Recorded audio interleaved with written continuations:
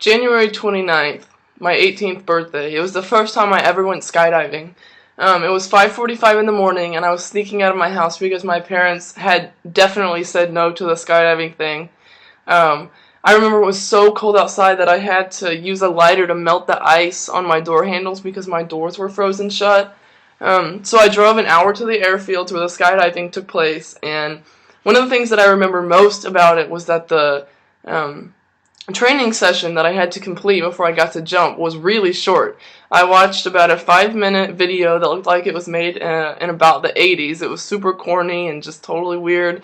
And then I did a 5-minute kind of realistic training where I practiced the maneuver of pulling my arms back and my legs back and my neck back that you're supposed to do when you fall out of the plane, but I practiced it on a gym mat, so it wasn't super realistic anyway. And after the training session was over, they introduced me to my diving instructor, who looked like an ex-convict version of Santa. He had a gray beard and gray dreadlocks with beads in them. I remember he had like a facial tattoo under his eye that I couldn't really tell what it was, and I was like, oh my god, I'm going to be strapped to this guy when I'm falling out of a plane. My life's in his hands, and it looks like he just got out of jail. But I remember asking him if we could do a backflip when we fell out of the plane because I'd seen some videos online and I really wanted to do it.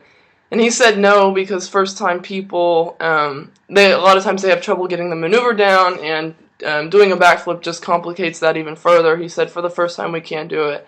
So I remember walking out to the plane. We had to walk from a garage to the plane, and it was the most rickety-looking plane I've ever seen.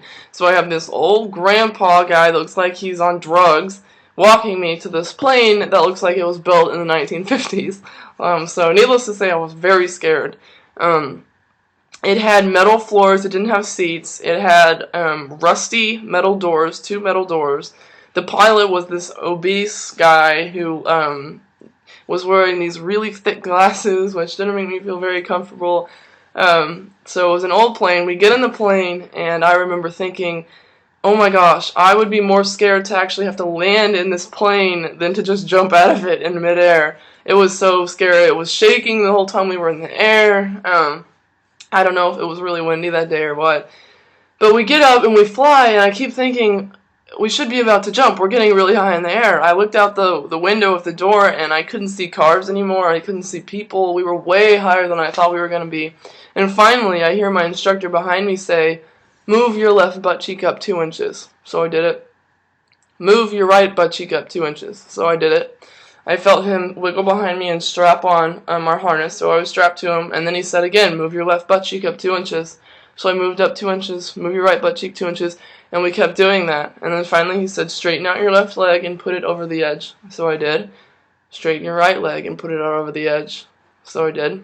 And then I felt his legs beside me. I felt his arms grab either sides of the door. So we're sitting there, I'm looking down.